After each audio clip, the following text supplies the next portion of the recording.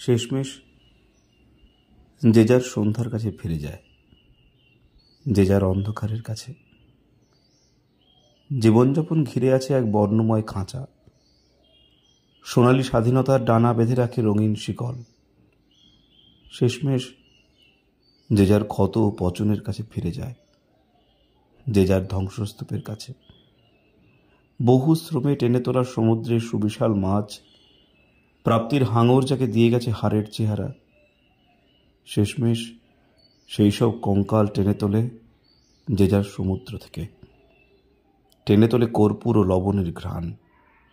দরজা খুলেই রাস্তায় পা রাখে কেউ, কেউ কেউ দুয়ারে দাঁড়িয়ে আগে দেখে নেয় চারপাশ।